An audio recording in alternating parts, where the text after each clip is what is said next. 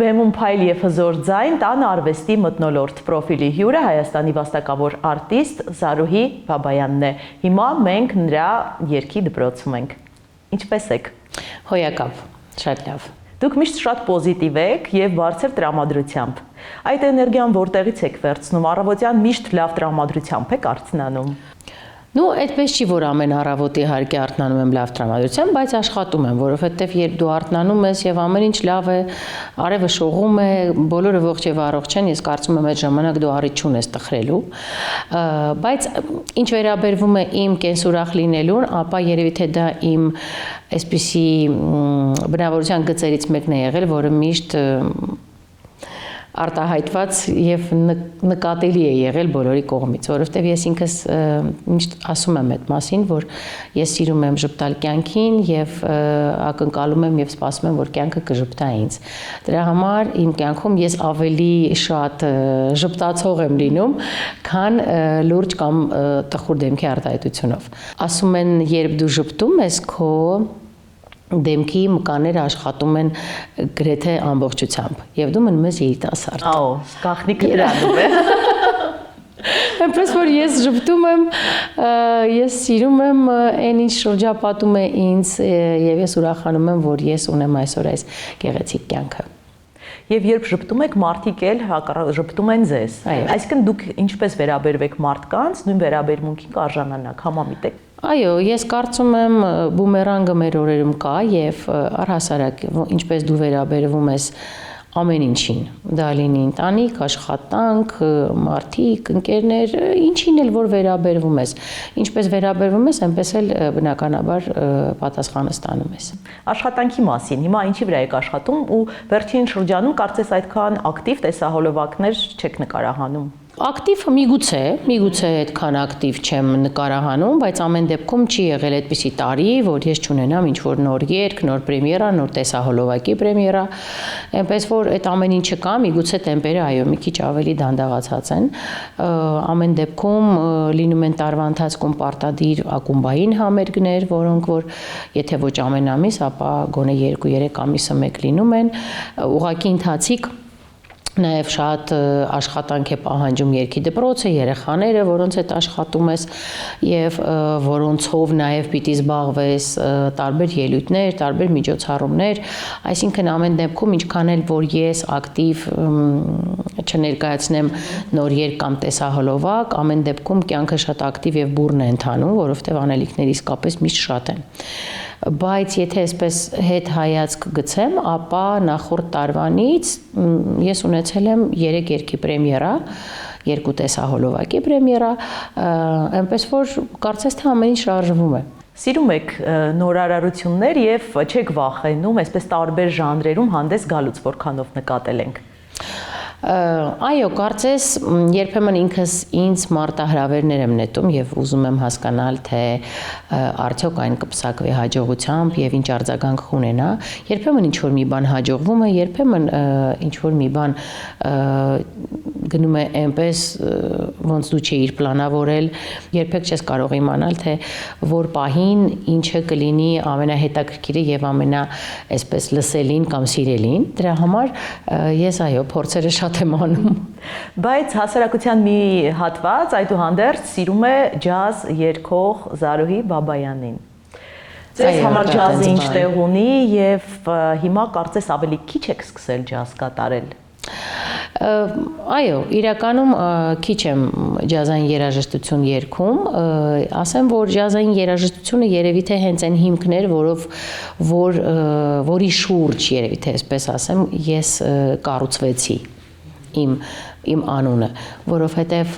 այդ երաժշտությունը ինձ շատ գիտելիքներ տվեց, այդ երաժշտության շնորհիվ ձևավորվեց իմ երաժշտական ճաշակը, ժամանակը իհարկե իր ինչ-որ ուղումներն անում է, բայց ամեն դեպքում ես որպես արտիստ ավելի շատ դասյարակվել եմ եւ սովորել ու մեծացել եմ հենց այդ երաժշտության վրա եւ այն կարծես ապրում է իմ մեջ եւ ոչ մի կերպ չի անհետանում, որովհետեւ ես ամեն անգամ երբ երգում եմ ջազային ստեղծագործություններ, ես դառնում եմ կարծես ուրիշ մարդ Մինչ օրս այդպես է։ Եվ միգուցե քիչ են ելույթները, բայց ես կարծում եմ, որ նաև լսարանն է փոքր։ Այսինքն պահանջարկի հետ կապ ունի, հա, Պահանջարկը իհարկե, պահանջարկը մեծ չէ, չնայած կային ժամանակներ, որ Հայաստանում ջազային երաժշտությունը շատ ավելի լսելի եւ սիրելի էր, բայց այնուամենայնիվ ես ինքս բազմիցս դրա մասին խոսել եմ, որ երևի թե գալիս է մի պահ, երբ դու արդեն ել չես մտածում այն մասին, թե երաժշտությունը մեծ լսարան ունի արդյոք, թե փոքր, դու պարզապես երգում ես այն երաժշտությունը, որը սրտից շատ հոգեհարազատ է։ Եվ դա դառնում է քեզ համար կարծես դոմինանտը։ Այս պարագայում ես երբ հայտնվել եմ հենց այդ խաչմերուկում, որ այսպես տալիս է տրվում է հնարավորություն ընտրելու քո ճանապարհը եւ ես ընտրեցի երևի թե հենց այդ երաժշտության ճանապարհը, որը ինձ մեծ բավականություն է ուղղակի պատճառում։ Ասում եք, երբ ջազ եք երգում, դառնում եք ուրիշ մարդ։ Ինչպիսի մարդ եք դառնում։ Ավելի ազատ եմ դառնում, ավելի երջանիկ եմ դառնում։ Գիտեք, մի հատ դեպք եմ հիշում, երբ մենք Մալխաս ջազ ակումբում ելույթ էինք ունենում տարիներ առաջ։ Ես չեմ հիշի հիմա կոնկրետ ինչ է երգում, բայց այդ զգացողությունը մինչ օրս չեմ կարողանում մոռանալ, որ երբ երգը ավարտվեց, ես աչքերս բացեցի ու ես հասկացա, որ ես երգից գալի հատվածը չեմ եղել դահլիճում։ Այսինքն ես չեմ հասկացել որտեղ եմ եղել, չեմ հասկացել ոնց է երգը ավարտվել եւ ես ինչ որ մի տեղ էի, բայց դա դահլիճը չէր։ Իմ հոգին կարծես դուրս էր եկել իմ մարմնից եւ ինչ որ միտեղ սավառնում էր։ Եվ այդ զգացողությունը եւ ես մինչ օրս հիշում եմ ու հասկանում եմ, թե արտիստի համար որն է այդ գերագույն հաճույքը, երբ դու լինում ես բեմում եւ հանդիսատեսը, որը որ շատ այսպես ուրիշ աչքերով նայում է քեզ վրա եւ շատ հավանում են ինչ որ դու անում ես եւ դու ինքդ ես դրանից ստանում մեծ բավականություն։ Այդ դա անմոռանալի զգացմունք էր իմ համար։ Կիլիկիա եւ Շալախո երգերով շատ գումար եք աշխատել, ավելի շատ գումար, քան մյուս երգերով։ Շատ գումար։ Ահա։ Չգիտեմ որտեղից է այդ ինֆորմացիան։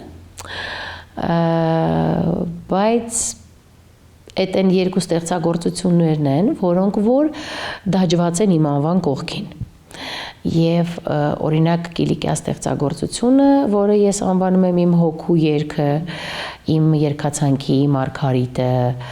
չգիտեմ, իմ ամենասիրելի ստեղծագործությունը, այդ այն երգերից է, որ անկախ նրանից ինչ եմ ես երգում, որտեղ եմ ես,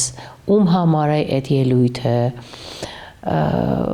հայազգի է հանդիսատեսը, թե ոչ, Կիլիկյան այն ստեղծագործությունն է, որը որ իր ասելիքը էմոցիայի շնորհիվ միշտ հասցնում է հանդիսատեսին եւ դու անկախ նրանից թե որորդ անգամ ես այդ երգը երգում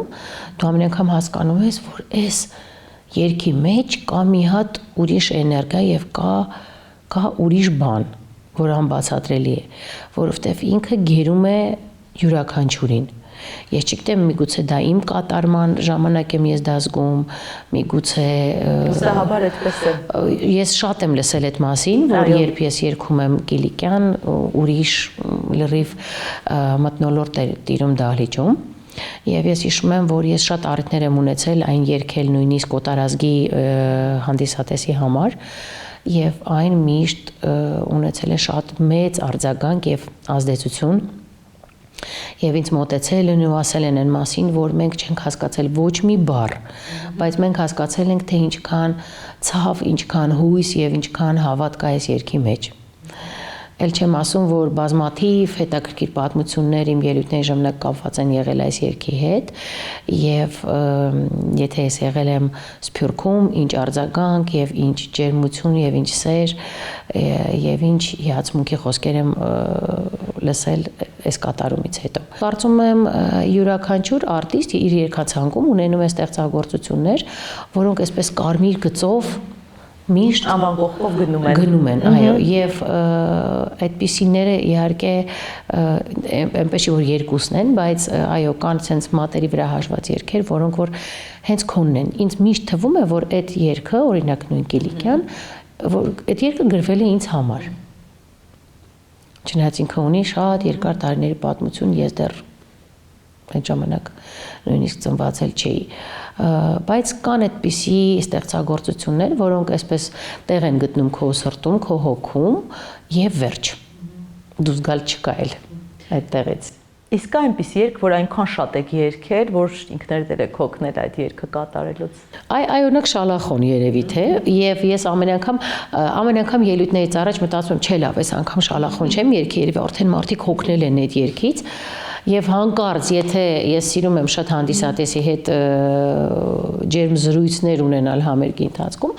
եւ եթե ես հանկարծ ինչ-որ մի բան խոսում եմ կամ ասում եմ, օրինակ, որ երգը կուզեիք որ հնչեր, ես չեմ հիշում դեռ տենց ելույթ, որ շալախո անունը չհնչեր։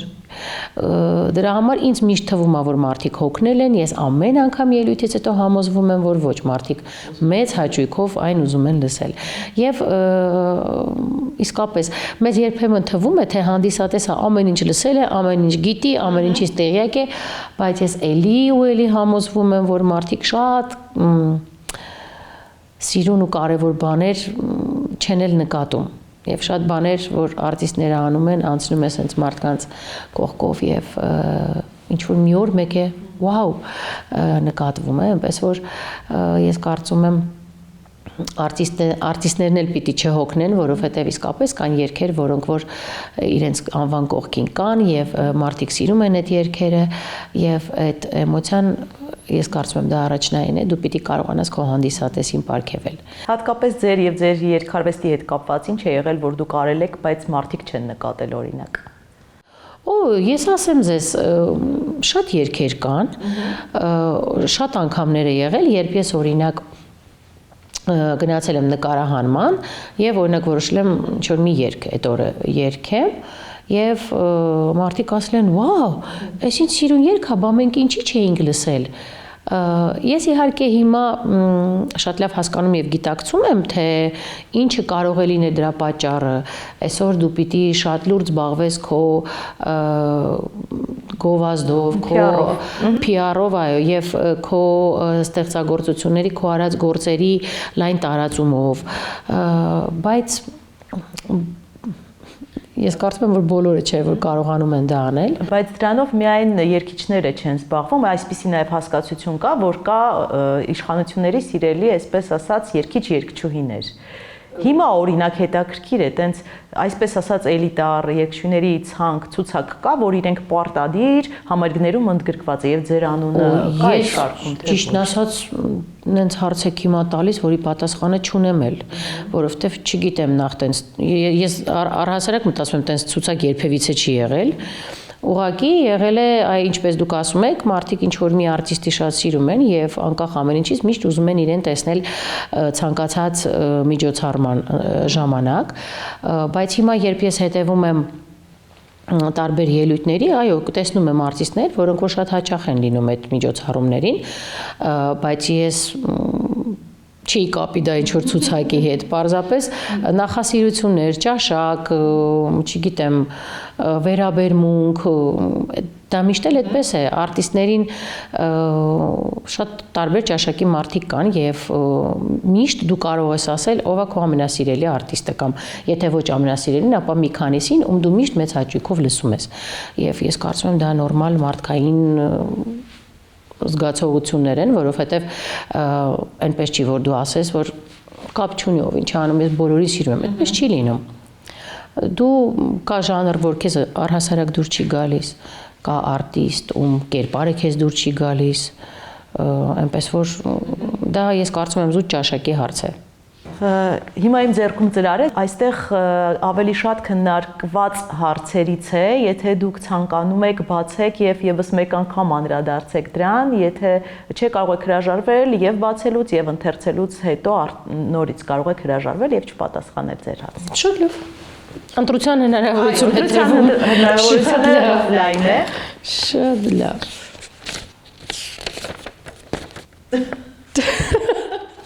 Մի քիչ առհասարակ իմ շուրջ շատ քիչ ասեկոսեներ են պտտվում, բայց այստեղ շատ հետաքրքիր հարցադրում եմ, որովհետև իսկապես ես ունեցել եմ առիթ հանդիպելու, շփվելու եւ պաշտոնական միջավայրում եւ ոչ պաշտոնական միջավայրում մեր բոլոր նախագաների հետ եւ բոլորի հետ առիթ եմ ունեցել, այո, ինչպես նշված է այս հետաքրքիր հարցում ապրել։ Բոլորի հետ ապրել եմ, բոլորի հետ ունեցել եմ եւ պաշտոնական, ինչպես նշեցի, եւ ոչ պաշտոնական շփումներ, միշտ ունեցել եմ շատ ջերմ հարաբերություններ, բայց ես երբևիցե չեմ նեղվել դրանից, որովհետև մենք արտիստներ ենք, ովքեր որ հայտնվում են տարբեր միջավայրերում, տարբեր մարդկանց հետ ենք շփվում եւ ոչ միայն Հայաստանում ենք եղել նախագաների շրջապատում, այլ նաեւ Հայաստանից դուրս ուրիշ երկրների հետ նախագաների հետ շփման արժանացել եւ մենք պարզապես միշտ ներկայացրել ենք մեր արվեստը, մեր մշակույթը եւ ես երբևիցե դրանից չեմ նեղվել, որովհետեւ ես կարծում եմ ամեն դեպքում, երբ դու ապրում ես մի երկրում, որը որ քոնն է, դու պիտի կարողանաս հարգել եւ պիտի կարողանաս կառուցել շատ ջերմ եւ գրագետ հարաբերություններ բոլորի հետ։ Այնպես որ այո, լուսանկարները տարածվել են, այո, եղել են շատ տարբեր մեկնաբանություններ, ինչ որ մեկին, ինչպես ասացի, չի լինում, տենց մարդուն բոլորը հավանում են կամ ոչ։ Ես կարծում եմ դա վերաբերվում է նաեւ նախագաներին։ Այնպես որ ես շատ հանգիստ եմ դրան վերաբերվել, անկեղծ ասած տենց աշխատել եմ շատ այդ մեկնաբանություններին տեղ չտալ իմ կյանքում, այնպես որ այստեղ գրված է թե ինչպես են տարածված լուսանկարները, ինչու որ ավելի մեր հանդիսատողի հասկանալի լինի, թե մենք ինչի մասին ենք խոսում։ Հանրապետության 3 նախագահների հետ էլ ապրել եք, նման հումոր կար, որ մինչև զառան չլինի, Ռոբերտ Քոչարյանն չի ապրում։ Տարածված լուսանկարներ կան։ Ինչպես է այս հանգամանքը այսպես ապրելու եւ այս ընդհանուր առմամբ այս մեկնաբանությունների անդրադարձել ձեր կարիերայի վրա։ Ոչ մի ձև չի անդրադարձել իմ կարիերայի վրա, ինչպես միջև այդ նշեցիք, ինչ որ ցուցակներում չեմ հայտնվել, ոչ լավ, ոչ վատ, ոչ մի բան չի ավելացել, ոչ մի բան չի պակասել այդ լուսանկարներից հետո։ Դա ուղղակի պատմություն է եւ դա ուղղակի ժամանակաշրջան, որը որ եղել է եւ ինչպես նշեցիք, ունեմ լուսանկարներ բոլորի հետ, այնպես որ դա որևիցե կերպ իմ կարիերայի վրա չի անդրադարձել ընդհանրապես։ Ես ոչ մի օր բացի այն, որ ինչպես խոսեցինք, եղել են տարբեր մեկնաբանություններ, եւ լավ, եւ վատ, եւ նեյտրալ, նենց ոնց որ միշտ։ Ոչ մի արտարոց բան, այո։ Եվ այս թեմայից կտրուկ անցում չենք կարող չանդրադառնալ հարս սկեսուր հարաբերություններին, ձեզնից ով է ավելի աստղային, նման մրցակցություն կա ձեր միջև։ Չէ, մրցակցություն առհասարակ չկա, ինչ վերաբերվում է թե ով է աստղային, այդ ես դժվարանամ պատասխանել, նախ սկսենք նրանից, որ Տիկին Դևոյանը ունի շատ ավելի երկար պատմություն, երկար ճանապարհ, բնականաբար եւ շատ ավելի այսպես շատ ձեռքբերումներ, տարիների աշխատանք, որը իրեն բերել է հասցրել է այսօր ինչ որ կետի։ Դրա համար մրցակցել ինձ համար ուղղակի այդ բառը այս պարագայում գոյություն չունի։ Մենք ստեղծագործում ենք տարբեր բնագավառերում, նախ դա, երկրորդը տարիքը, երրորդը ընտանիքը եւ մրցակցություն մեր պարագայում ուղղակի լինել չի կարող։ Այստեղ միակ բանը, որ կարող է լինել, փորձի փոխանակումն է եւ ես կարծում եմ, որ մենք երկուսս էլ այս հարցում շահել ենք, որովհետեւ կարողանում ենք մեկս մյուսին թե խորհրդով, թե ուղղակի թիկունք լինել, մեկս մյուսին իր նախաձեռնությունների եւ նախագծերի մեջ օգտակար լինել, այ դա հա, բայց ինչ վերաբերվում է մրցակցությանը, ապա ոչ։ Իսկ հետաքրքիր է, Տիկին Դևոյանը ձեզ ինչ խորհուրդներ է տալիս եւ ասել է ձեզ, օրինակ կարող ես ավելի շատ շարժվել բեմում կամ ավելի շատ ապրել, երգելուն զուգահեռ, թե չէ։ Այդպես որ ասեմ, նման խորհուրդներ չէ, բայց մենք միշտ, եթե արել ենք ինչ-որ մի բան միասին, այսինքն եթե ես պիտի ապրեմ, եթե իմ հետ պիտի լինի Բարի եւ Հոգու թատրոնի կազմը, ապա այո, մենք աշխատել ենք միասին, ինքն իր խորհուրդներով իհարկե ինձ օգնել է, որովհետեւ դա կարծում եմ նորմալ աշխատանքային process է եւ մարդ, որը որ ինչ-որ մի բան գիտի քեզանից ավելի լավ, բնականաբար դու պիտի լսես, կընդունես թե չես ընդունի, դա արդեն քո խնդիրն է, բայց ես կարծում եմ, որ եթե քեզ պրոֆեսիոնալ մարդը իր բնագավառի հետ կապված հարցերում քեզ ինչ-որ բանով ուզում է օգնել եւ աջակցել, ապա չընդունել դա կլինի անխելքություն, ուղղակի։ Հետաքրքիր է տանը դուք ստեղծագործում եք, Տիկին Դևոյանը, Կրտսեր, Սոֆին, այդ մինի համերգներ, մինի ներկայացումներ շատ են լինում։ Չէ, մեր մոտ լինում են մինի, ոչ մինի, դաժ ասեմ ավելին, մեր մոտ լինում են բուռն քննարկումներ, մենք ամեն ինչ նախագծվում է, սկսվում է տանը, կլոր սեղանի շուրջ, այսինքն այդ զրույցները, այդ շատ լինում են հանգիստ զրույցներ, լինում են բորբոքված զրույցներ, լինում են մտքերի sense լուրջ փոխանակումներ, ամեն ինչ լինում է, բայց մինի համերգներ տենց չէ, մենք այնքան շատ են համերգները, որ տանը տենց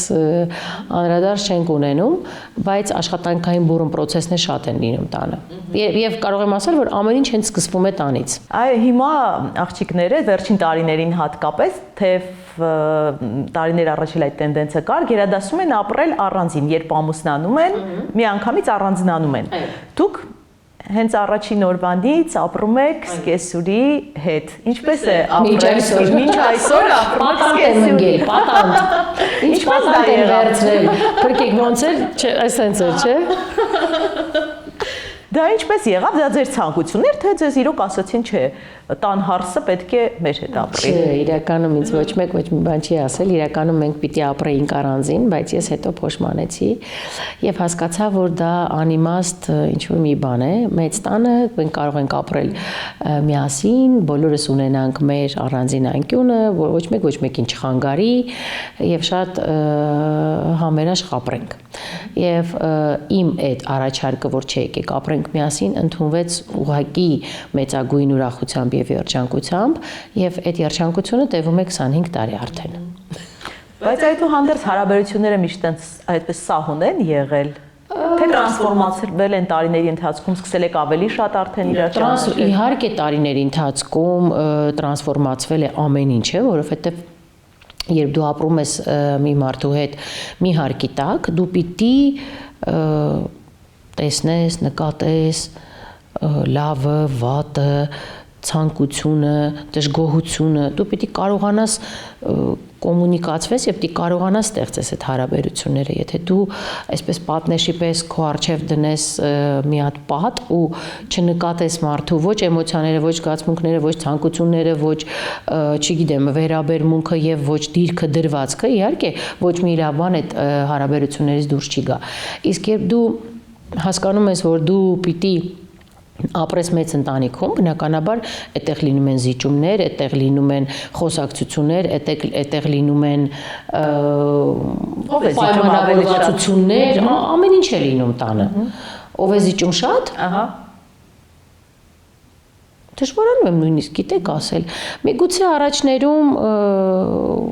եթե խոսքը Տիկին Դևոյանի մասին է, միգուցե առաջներում, երբ ես երիտասարդ եւ նոր է եկել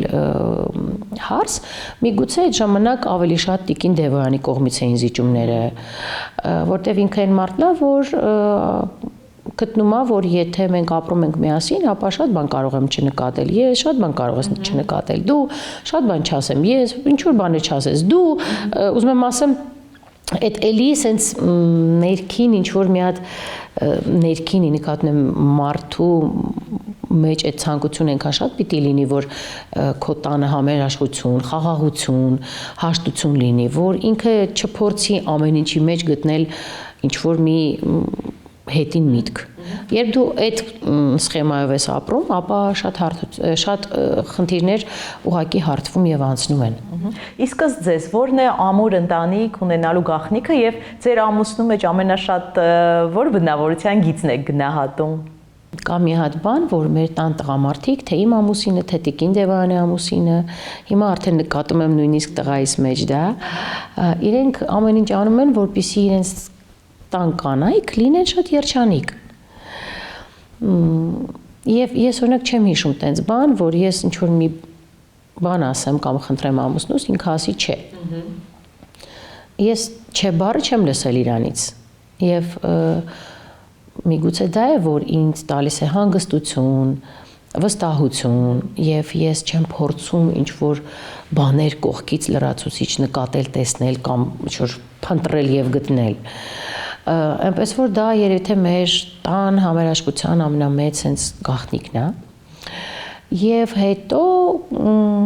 մենք ուղղակի երբ նոր էինք ամուսնացել, մենք հասկացանք, որ քանի որ մենք մեր տան արվեստագետները շատ են, ամեն մեկը պիտի ունենա իր անկյունը, որտեղ ինքը կկարողանա ինքն իր մտքերի հետ, ինքն իր արվեստի հետ, այսպես մնալ։ Այդ մենակությունը երբեմն մարդուն շատ պետք է։ Եվ մենք ոչ մեկս չենք խախտում պարզապես մեր սահմանները եւ դրա համար մեզ մոտ ստացվում է ասենց բոլորս ապրում ենք, բայց բոլորս շատ ասենց անկախ եւ կայացած մարդիկ ենք։ Իսկ ընտանեկան ինչպիսի ավանդույթներ ունեք, որ պարտադիր պահպանում եք անկախ նրանից, թե ինչ իրավիճակ է, որտեղ եք։ Մենք շատ ավանդույթներ ունենք։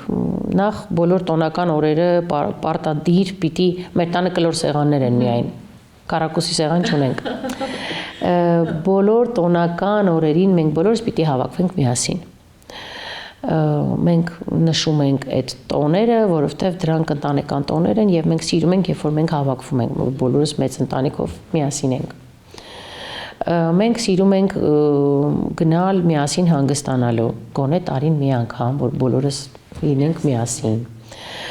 Շատ բաներ կան, որ մեզ կապում են եւ մենք առհասարակ մենք շատ սիրում ենք, երբ որ մենք միասին ենք։ Այսինքն մեր տանը չկա այդ բանը, վայ գնանք գլուխս մի քիչ, չէ, այդ տարվա ընթացքում լինում է տենց օրեր էլ, բայց մենք շատ սիրում ենք այդ հավաքույթները, նույնիսկ հիմա, երբ արդեն աղջիկս ամուսնացել է, մենք շատ հաճախ ենք իրենց ասում, եկեք երեկոյան, եկեք նստենք մի քիչ, զրուցենք, մի քիչ իրարից կարոտը առնենք, որովհետև չնայած աշխատում ենք բոլորս կարծես մի վայրում, բայց անընդհատ այդ շփման կարիքը կա, մենք անընդհատ ուզում ենք միասին լինել եւ ես կարծում եմ դա Իդեպ ձեր գեղեցիկ աղջկա, գեղեցիկ եւ ճոխ հարսանիքը շատ քննարկվեց, այսպես երկար ժամանակ մամուլում եւ լուսանկարներ հրապարակվեցին ձեզ համար որպես մայրիկի հեշտ էր աղջիկ ամուսնացնելը եւ ինչ էմոցիաներ ունեցաք։ Ինձ թվում էր միշտ որ հեշտ է լինելու։ Այնքան հետաքրքիր է, Սովկան երբ փոքր էր, մենք միշտ մտածում էինք, որ ամուսինս երևի շատ ծանր է տանելու այդ փաստը, իսկ ես շատ հանգիստ, որ դե նորմալ է, պիտի ամուսնանա եւ այլն։ Բայց երբ այդ պահը եկավ, ես շատ էի անհանգստանում։ Նույնիսկ այդպես ծիծաղում ենք մինչ օրս, որովհետեւ Փեսայից ասում էի Կիմ նայ մնացել է միջև հարսանիքը 2 ամիս։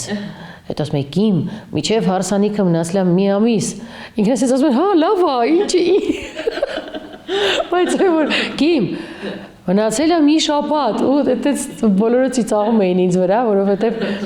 ես նես բան էի դրան վերաբերվում, որ երեխեք դուք եթե որոշեք ամուսնանալ, դուք պետք է այնքան համոզված լինեք ձեր զգացմունքների մեջ, ձեր սիրո մեջ, որ գնաք այդ քայլի։ Եվ ես շատ ուրախ եմ, որ այսօր տեսնում եմ իրենց երջանիկ եւ այնքան հետաքրքիր բան կա, երբ ես հիշում եմ մամային, երբ հարցնում էին դուք ձեր Փեսային սիրում եք։ Ահա ես ուզում եի ձեզ հարցնեի։ Հա։ Ինքը գիտեք ինչ էր ասում էր շատ, ասում էին ինչի, ասում էր, որովհետև ինքը իմ աղջիկան է շատ սիրում, իսկ եթե ինքը իմ աղջիկան շատ սիրում է ու ձեռքերի վրա պահում է, ես իրան շատ եմ սիրում, ինքը աշխարհի ամենալավ Փեսան է, ու ես հիմա նոր հասկանում եմ, որ երբ տեսնում եմ Սովկային ժպտացող, երջանիկ, ուրախ, անհոգ, ես հասկանում եմ, որ ես իմ Փեսային շատ եմ սիրում։ Լավ զոքանչեք։ Երևի էլի։ Դե լավն եմ էլի երևի։ Բա վատ է։ Իսկ շատ գումար եք ծախսեցիք հարսանիքի վրա։ Գիտեք, մեր հարսանիքի ամենահետաքրքիր պահը իրականում որն էր, որ մենք շատ բան արել ենք մեր ձեռքերով։ Եվ նույնիսկ Սովկան այդ ընթացքում բարբերաբար sense փոքր ստորիներ էր դնում, քանի որ չէր ուզում ամեն ինչ ցույց տալ մինչ հարսանիքը։ Մենք մեր ձեռքերով գիշերներ, քանի գիշեր լուսացրել ենք, որ ունենանք այդ մեծ սիրուն ծաղիկները, մեր ընկերները, քույրիկներս գալիս էին եւ մենք նստում էինք ու սկսում էինք այդ ծաղիկները սարքել, կտրել, կպցնել, սարքել ու մարդիկ երբ նայում են թվում է թե վաու, բայց մենք շատ բան արել ենք մեր ձեռքերով եւ մեր հարսանիքի ժամանակ ամենա այտենց Սովկայի կարևոր բանը, որ ես ուզում եմ, որ ամեն ինչը լինի շատ օրիգինալ։ Եվ ես կարծում եմ իր մոտ ստացվեց, որովհետեւ թեշորը, որը եւս բավական բուրըն քննարկումների առիթ էր դարձել եւ առհասարակ այն թե ոնց էր ամեն ինչը կատարվում, շատ տարբերվող էր, երևի թե դրա համար այդքան քննարկվեց։ Իսկ ինչ վերաբերվում է գումարին, ապա չէ, կարծում եմ ոնց որ բոլորը, որտեվ մենք ավել բան չէինք արել։ Մեր ընկերներն էին արտիստները, ովքեր երկիշների գումարը չեք տվել։ Տեսնում եք, երկիշների գումարը չենք տվել, զարդարանքից շատ բան էլի մեր ընկերներն էին արել, որը էլի բնականաբար մեզ համար լրիվ ուրիշ պայմաններով էր եւ այլն, ուզում եմ ասեմ, իրականում մեր հարսանիքը այդքան գումարի հարց չէր, ինչքան ուղակի մոտեցման, ճաշակի եւ այ Սովկայի ցանկության, որ ամեն ինչ լինի յուրահատուկ։ Այդպես է ստացվել էր։ Կարծում եմ այո։ Գալով ընկերներին, հիմա հայկական շոու բիզնեսի հետ ում հետ եք ավելի մոտ, ովքեր են ձեր ընկերները։ Ոչ մի բան չի փոխվել, բացի այն, որ կան երիտասարդներ, ում հետ ստեղծվել է նոր ընկերություն։ Բայց որ ասեմ, ինչ որ բան է փոխվել, ինչ որ մարդիկ ում հետ եք մոտ։ Ամբողջ այն կազմի հետ, ում հետ որ անցել եմ Երկիպետական թատրոնի ճանապարհը։ Այսինքն կապը շատ սերտ պահպանվում է միշտ։ Այո, հա, կապը կա, իհարկե կապը կա, ուղղակի հիմա ժամանակներն այնպիսին են, որ եթե առաջ մենք ունենում էինք հնարավորություն շատ հաճախ իրար տեսնելու, դա լինեին ելույթներ, դա լինեին ուղղակի հավաքույթներ, Հիմա այդ ամեն ինչը մի քիչ ավելի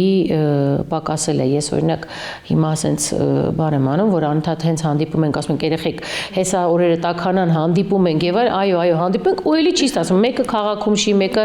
չգիտեմ, այդ օրը զբաղված է, մեկը նկարահանում, մեկը ելույթ ունի, մեկը գործ ու անընդհատ այսենց կյանքի տեմպը մի տեսակ ինձ համար արագացել է ու կարծես ժամանակը ավելի քիչ է։ Այդպիսի մոտ զգացողություն կա, որ այն 24 ժամը, որ մենք ունենք, հիմա այլ 24 ժամ չի, հիմա ավելի կարճ է, ինձ համար այտենց զգացողություն է հիմա, և ես շատ ուրախանում եմ, որ շատ ու շատ երիտասարդ արտիստներ կան, ովքեր ի հայտ են գալիս, ովքեր ստեղծագործում են, և շատ մեծ բավականություն եմ ստանում, երբ երիտասարդ արտիստների հետ եմ շփվում, որոնց հետ նաև ընկերանում ես, և իհարկե շատ ժամանակ նաև անցկացնում եմ իմ ամենաերիտասարդ արտիստների հետ, դպրոցի սաների հետ, դպրոց, որը էլի քեզանից շատ ժամանակ է պահանջում։ Ուզում եմ ասել, ինչքան մենք մեծանում ենք, մեր գործառույթները շատանում են, ժամանակը քչանում է, հնարավորությունները կան, բայց դու այդ ժամանակն ու պահը ոնց որ չկարողանաս բռնել։ Անընդհատ հենց այդ ցանկությունը կա, բայց ու շատ արտիստներ, ովքեր որ Հայաստանում չեն, արդեն Հայաստանից դուրս են ապրում, աշխատում, ու բնականաբար ստացվում է, որ ընկերներից գալի մասը արդեն Հայաստանում չի։ Բազմաթիվ շրջագայություններ եք միասին մեկնել, շրջագայությունների, հետաքրքիր է ինչ կհիշեք հիմա զվարճալի պատմություններ այդ շրջագայություններից և հատկապես ով է ավելի լավ ճանապարհի ընկերում հետաքրքիր շրջագայելը։ Ոյ, մենք այս վերջերս օրինակ Նարբեի հետ էինք հանդիպել ու Նարբեն հիշեց, որ ինքը դեռ երբ ապրում էր Պարսկաստանում, առաջին անգամ մենք եկել էինք Թեհրան համերգներով, Երկիպետական թատրոնի կազմով։ ու ինքը ասում է ես վար որ քեզ տեսնում եմ նենց եմ այդ օրերը հիշում, որովհետև շատ երիտասարդներ սիրահարված էին քեզ, ես էլ էի սիրահարված եւ սենց աչքերով նայում ենք ձեզ, որովհետև դուք առաջին տենց մեծ կազմն եք, որ եկել էիք Թեհրան համերգների, այդտեղ այդ խոսակցության ժամանակ ամուսինս առիթը բաց չթողեց եւ ասեց, որ իսկ ես էլ շատ սիրում էի քո կնոջը, երբ ինքը այդ փոքրիկ սկեչերում ընտանեկան նկարվում էր, ու իսկապես երբ Աստղիկը նկարվում էր այդ սկեչերում, ամուսինս ասում չփոխես, ես շատ եմ սիրում Աստղիկին, թող մնա։ Եվ այդպես մենք հիշեցինք այդ տարիները ու այն ժամանակ, երբ որ մենք 99 թվականին առաջին անգամ եկանք Թեհրան, փակ Թեհրան։ Մենք օրը ունենում էինք ամենակիչը 2 համերգ։ Արարատ մարզադաշտում, որտեվ այդ տարիներին համայնքը շատ մեծ էր։ Եվ մենք մեկ շաբաթ, եթե չեմ սխալվում, օրը 2 համերգ էինք տալիս։ Եվ դրանք անմոռանալի օրեր էին ու իհարկե այդ ճանապարհը առաջին անգամ Թեհրան ավտոբուսով եմ գնացել։ Անմոռանալի օրեր էին, որովհետև մենք երիտասարդ էինք, շատ լավ ժամանակ էինք անցկացնում, մեզ շատ լավ դիմավորում էին ամեն տեղ, լինի Թեհրան, Միացյալ Նահանգներ, Եվրոպա, եւ այդ ամեն ինչը իհարկե անմոռանալի է։ Ես շատ լավ հիշում եմ, երբ մեկնել էի Անգլիա, Լոնդոնում պիտի հայկական պարախմբի հետ իրենց հոբելյանական երեկոյին ելույթ ունենայի, համերգից հետո դուրս էինք եկել քաղաքով ման գալու, ֆոտոներ էի անում, առաջին անգամ էի Լոնդոնում, ֆոտոներ արեցինք, նկատում եմ, որ այդ շատ էս այն ժամանակ լենտով էին ապարատները։ Սկում եմ բայց պիտի վաղուց էս լենտա վերջացած ախր լիներ էլի, հələ ինչ-որ ու պարզվում է, որ մենք քերիկը լավ չենք գցել եւ առհասարակ ոչ մի նկար փաստորեն չենք արել։ Բայց արդեն քաղաքման էինք եկել, վերադարձել էինք եւ այնքան լավ եմ հիշում, որ ինձ ասում էին Զարա ջան, կուզեք վաղը գնանք նորից այդ բոլոր տեսարժան վայրերում նորից անցնենք, լուսանկարվեք, ասում եմ չի, իհարկե չէ։ Այնպես որ լուսանկար չունեցա այդ օրվանից, հիշողությունները մնացին։ Հա, բայց հիշողությունները մնացին, չէ, իսկապես ամեն այդպիսի ելույթ իհարկե ես շատ լավ հիշում եմ Հալեպի իմ մենահամերգը, երբ ես անդրադարձանք Կիլիկիա երգին, երբ ես սկսեցի երգել Կիլիկիա երգը, ամբողջ դահլիճը ոտքի կանգնեց եւ սկսեց ինձ հետ երգել այդ երգը։ Ես հասկացա, որ ես էլ չեմ դիմանում, արցունքներս գնում են, սենց զգում եմ, որ չեմ կարողանում ձայն հանել, ինձ ջուր բերեցին, սենց զգացին, որ ինչ-որ լավ չեմ, ես կանգնել եմ բեմում, հանդիսատեսը ամբողջ երգը, ես միայն երգել եմ առաջին տողը, երբ որ բացվի դռներն ուսը, եւ մեր երկրեմ փախտածը մեր, հասկացա, էլ չեմ կարողանում շարունակել, դահլիճը երգեց, երկու տունը երգեց, ու ես մենակ երգել եմ վերջում վերջ այդ երկու նախադասությունն եմ երգել ամբողջ երգի ընթացքում ու արցունքներս գնում էին ու այդ մարդիկ կանգնած էին ես խոսք չունեի չգիտեի ոնց արտահայտեի այդ էմոցիաները ու այդպես շատ է լինում իրականում եւ ես կարծում եմ որ հենց դրանով արտիստը սնվում Հետաքրքիր է, երբևէ մտածել եք, որ եթե երգչուհի չդառնայիք, ինչով կզբաղվեիք, ինչ մասնագիտություն կընտրեիք։ Բժշկություն ու երեխաների հետ։ Դա իմ երիտասարդ տարիների երազանքն էր։ Պարզապես ես հետո հասկացա, որ առանց բժշկության ես կկարողանամ, բայց առանց երգի եւ բեմի ինձ շատ տխուր կլինի։ Եվ դրա համար ընտրեցի այդ ճանապարհը, բայց եթե ընտրությունը տենց լիներ, որ պիտի ինչ-որ մի բան ես փոխեմ իմ կյանքում, ես կընտրեի բժշկության ճանապարհը եւ ամենակարևորը ինձ համար նաեւ այն է, որ ես միշտ ուզել եմ աշխատել երեխաների հետ։ Ինձ իրանց հետ, այո, ինձ երեխաների հետ շատ հետաքրքիր է։ Ինձ ես կարողանում եմ իրենց բոլորին sense հավաքել իմ շուրջ, ես կարողանում եմ այդ կապը հարաբերությունները ստեղծել, ես իրանց սիրում եմ, իրանք ինձ համար շատ sense հրաշք են, ինչքան փոքր այդքան հրաշք, հետո մեծանում են արդեն իհարկե մտածողությունը, հասկացողությունը, կյանքը, ապրելակերպը, միջավայրը, ամեն ինչ մարդուն սկսում է ոնց որ փոխել կամ ձևավորել եւ մենք ինչքան մեծանում ենք, այդքան հրաշքը պակասում է մեր մեջ։ Իսկ ինչպիսի երազանք ունեք հիմա։ Ինչպիսի երազանքներ շատ ունեմ, գիտեք, նույնիսկ, չգիտեմ, այ օրինակ օրեր առաջ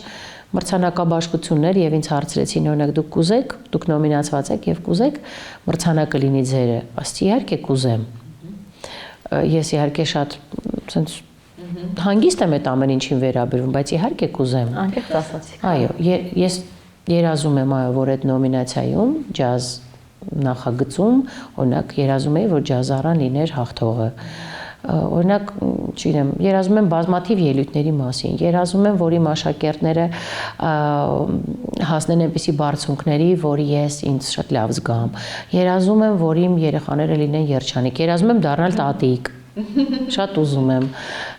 Երազում եմ, որ ամենաառաջինը լինի խաղաղություն։ Չգիտեմ, այնքան բաներ կա, գիտեք, երբեմն մեզ թվում է, վայ, չէ, չունեմ երազանք, բայց որ սենց